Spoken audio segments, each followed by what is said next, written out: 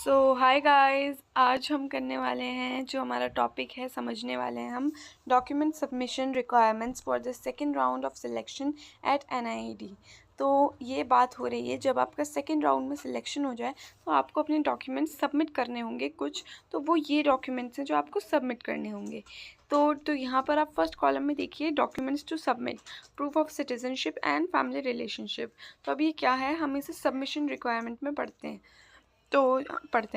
Official certificate such as birth certificate और family register issued by a government that proves first family relationship between an applicant and her parents, and second their citizenship। तो ये जो आपसे proof of citizenship and family relationship मांगा जा रहा है, ये इसका जो ये मोटिव है मांगने का, ये यही है कि ये जो डॉक्यूमेंट्स हैं ये आपके पेरेंट्स के और आपके बीच में फैमिली रिलेशनशिप को दर्शाएंगे, और सेकंड रीज़न है कि ये उनकी सिटीजनशिप को दर्शाएंगे। तो आप इनके लिए क्या डॉक्यूमेंट्स दे सकते हैं, आप बर्थ सर्टिफिकेट दे सकते हैं या फिर फैमिली रजिस्ट्रार, या मतलब आपके घर का कोई मतलब डॉक्यूमेंट हो वो दे सकते हैं जिस जो गवर्नमेंट प्रूव्ड हो। ओके, तो आप नीचे देखिए, नोट में लिखा हुआ है, if applicants can not submit necessary documents due to absence of their parent, example divorced और deceased, please and provide additional documents, example divorce certificate or death certificate that explains the reason for not submitting their proof of citizenship। तो यहाँ पर लिखा हुआ है कि अगर applicant अपना कोई नेसेसरी डॉक्यूमेंट नहीं जमा कर पा रहे हैं उनके पेरेंट्स की कमी की वजह से, मतलब पेरेंट्स का देहांत हो गया है या किसी वजह से, तो जैसे कि डिवोर्स हो गया है या देहांत हो गया है, तो वो क्या करें, तो वो एडिशनल डॉक्यूमेंट्स दे सकते हैं, डिवोर्स सर्टिफिकेट जैसे कि और डेथ सर्टिफिकेट, जो ये एक्सप्लेन करें कि वो अपना उनका मतलब सिटीजनशिप का प्रूफ देने के लिए वो क्यों नहीं दे पा रहे हैं। तो यहाँ आप सेकंड कॉलम में आइए, तो लिखा हुआ है, इफ़ एप्लीकेंट्स और their parents citizenship information is not indicated in the above documents then submit valid passport copies as supplementary documents.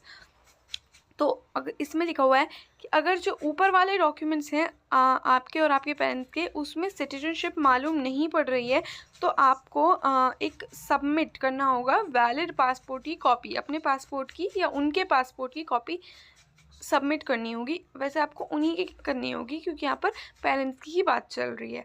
तो जो है आप पॉइंट में देखिए, एथनिक ग्रुप, बर्थ प्लेस और current residency in the submitted documents will not be accepted as a citizenship information, please submit valid passport copies as supplementary documents. तो आपका कोई एथनिक ग्रुप का या बर्थ प्लेस का या करंट रेसिडेंसी का जो आपका कोई भी डॉक्यूमेंट होगा वो आपका सिटीजनशिप नहीं माना जाएगा, आपको सिर्फ और सिर्फ वैलिड पासपोर्ट कॉपी ही देनी होगी। तो अगर आप सेकंड पॉइंट में देखें तो if passport copies are not available, please submit other document or a copy of ID card that clearly indicates citizenship information as supplementary documents। तो आप देखें यहाँ पे लिखा हुआ है कि अगर आपके पास पासपोर्ट की कॉपीज़ या पासपोर्ट अवेलेबल नहीं है तो आप कोई गवर्नमेंट इश्यूड आईडी कार्ड दे सकते हैं।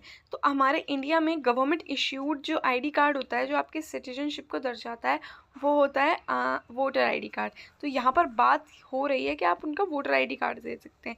तो अब हम इसे ज़रा ब्रीफ में समझ लेते हैं। इन्होंने बोला कि आप अपने प्रूफ ऑफ सिटीजनशिप और फैमिली रिलेशनशिप के लिए आप बर्थ सर्टिफिकेट दे सकते हैं या कोई फैमिली रजिस्ट्रार दे सकते हैं।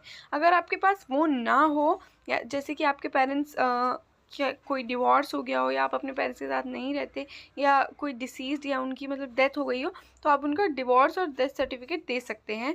ये एक्सप्लेन करने के लिए आप क्यों उनका सिटीजनशिप नहीं दे सकते प्रूफ।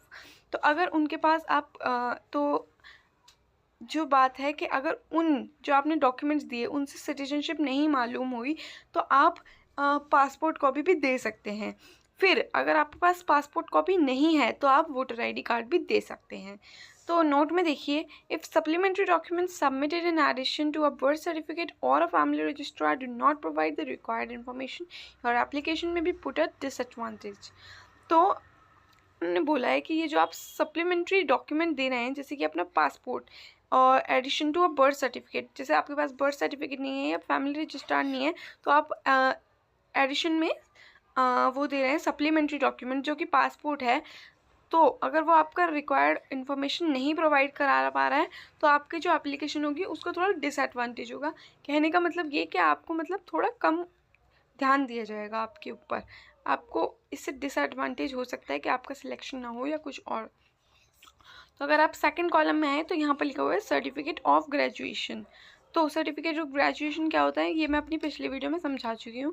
तो देखिए, submit a graduation certificate, degree certificate और a diploma that indicates a date और मंथ ऑफ ग्रेजुएशन।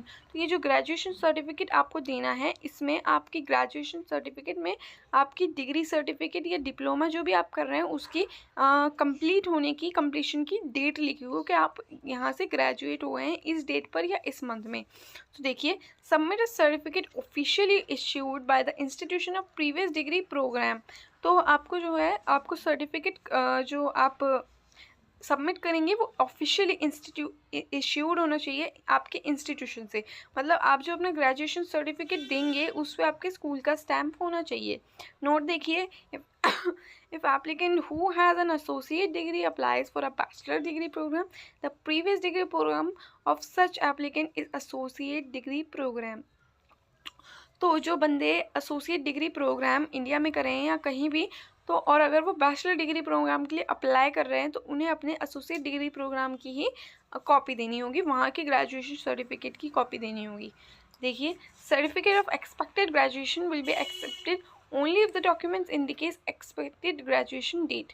तो अगर कोई बच्चा है या आप अपने कॉलेज में हैं या स्कूल में हैं और आप अप्लाई कर रहे हैं लेकिन आपके पास 12th की मार्कशीट, आपके कॉलेज का ग्रेजुएशन सर्टिफिकेट नहीं है, तो आप एक एक्सपेक्टेड ग्रेजुएशन सर्टिफिकेट दे सकते हैं। तो इसमें लिखा हुआ है कि अगर आप अपना एक्सपेक्टेड ग्रेजुएशन सर्टिफिकेट दे रहे हैं तो वो सिर्फ तभी ही वैलिड होगा जब आपकी उसमें एक्सपेक्टेड ग्रेजुएशन डेट या मंथ लिखा हुआ हो, क्योंकि जो एक्सपेक्टेड ग्रेजुएशन सर्टिफिकेट होता है वो यही दिखाता है कि आप इस डेट तक या इस मंथ तक ग्रेजुएट हो जाएंगे।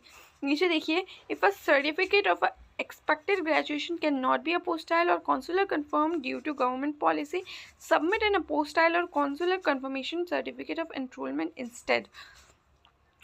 तो अगर आपका जो एक्सपेक्टेड ग्रेजुएशन सर्टिफिकेट है वो किसी भी तरीके से अपोस्टाइल या कॉन्सुलर कंफर्म नहीं हो पा रहा है आपकी गवर्नमेंट पॉलिसी की वजह से, तो आप क्या कर सकते हैं, आप एक एनरोलमेंट सर्टिफिकेट उसकी जगह पर कॉन्सुलर सबमिटेड या अपोस्टाइल करके सबमिट कर सकते हैं। तो अब ये एनरोलमेंट सर्टिफिकेट क्या होता है, एनरोलमेंट सर्टिफिकेट जो आप अगर जानना चाहते हैं तो आप मुझे एक बार कमेंट कर दीजिए, मैं बता दूंगी।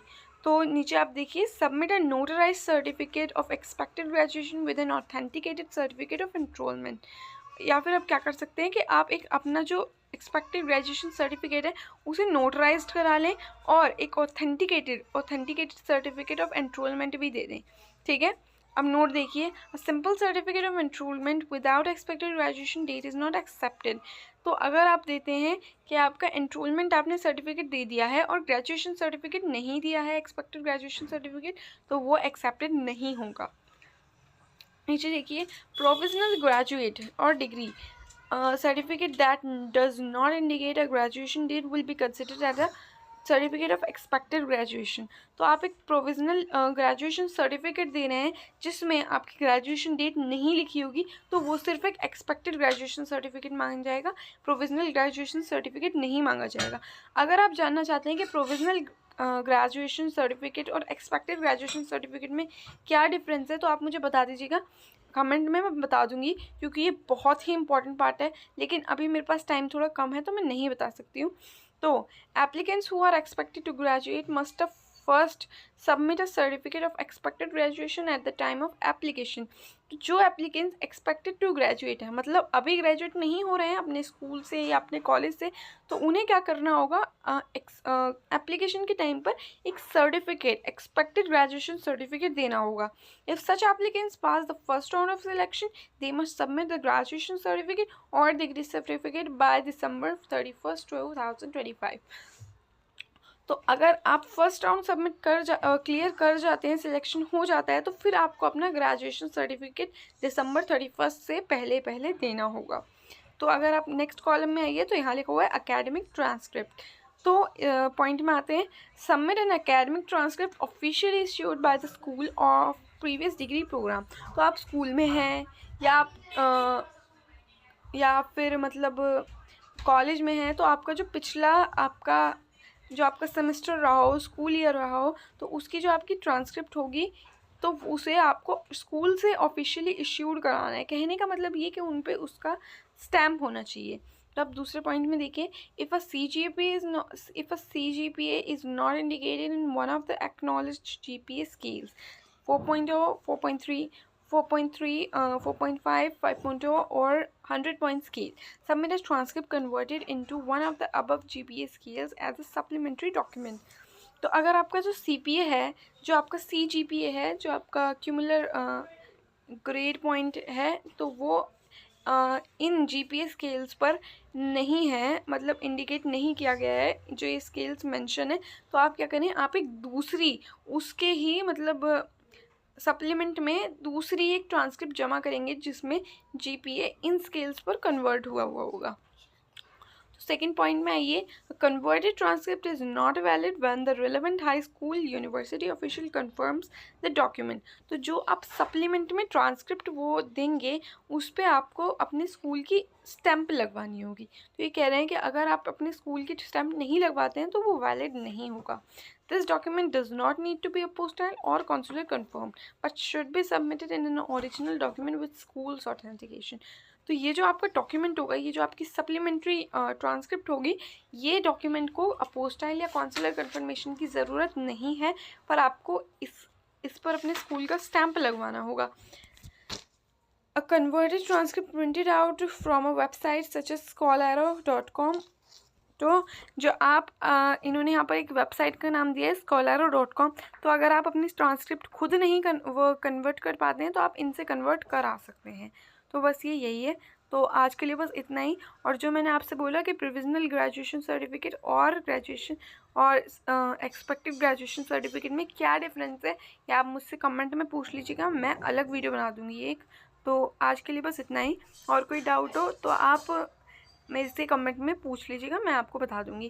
और प्लीज़ मेरे चैनल नया है तो प्लीज़ मुझे लाइक, सब्सक्राइब एंड शेयर कीजिए एंड मुझे बहुत सपोर्ट कीजिए, मुझे अभी ज़रूरत है। Thank you.